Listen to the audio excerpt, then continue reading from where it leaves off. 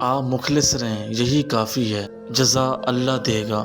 جو اپنی اصلاح سے غافل ہو وہ دنیا کی اصلاح کا دعوے دار ہوتا ہے۔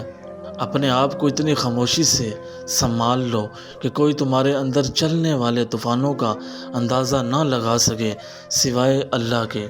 آزمائشیں انہی پر آتی ہیں جن کو رب پسند فرماتا ہے۔ کردار کی خوبصورتی دلوں کو فتح کر لیتی ہے۔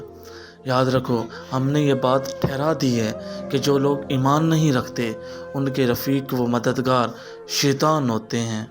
جب انسان اللہ تعالیٰ کا تقوی اور پرہیزگاری اختیار کر لیتا ہے تو اس کی خواہشات اور سوچ خود بخود اللہ کے احکام کے مطابق ہو جاتی ہے۔ اصل وقار وہی ہے جو ضمیر کے ساتھ کھڑا رہے، چاہے محفل میں تنہا ہی کیوں نہ ہونا پڑے۔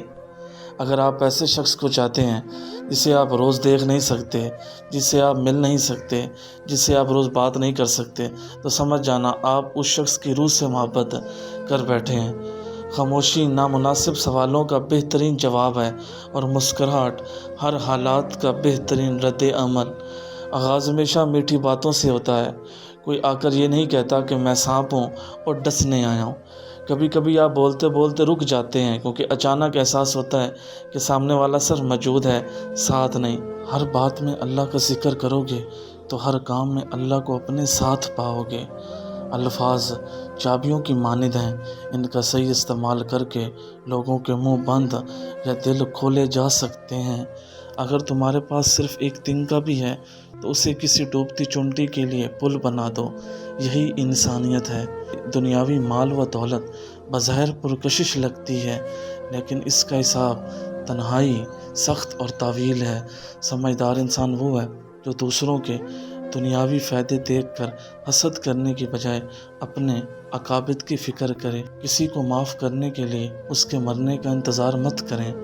معافی زندہ رشتوں کو سکون دیتی ہے، قبروں کو نہیں۔ دعا کرنی چاہیے کہ یا اللہ ہمیں ایک راستے کا مسافر بنا۔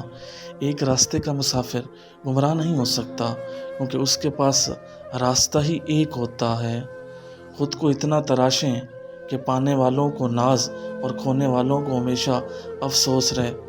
کسی اچھے مرد سے واسطہ پڑے تو طوائفوں کو عزت مل جاتی ہے اور کسی نااہل مرد سے واسطہ پڑے تو عزت زادیاں بھی 2 ٹکے کی ہو جاتی ہیں۔ جوانی میں سر کے بال سفید ہو جائیں تو سمجھ جاؤ کہ یہ اس بات کی طرف اشارہ ہے، یہ ایک قدرتی عمل ہے، گھبرانے کی کوئی ضرورت نہیں۔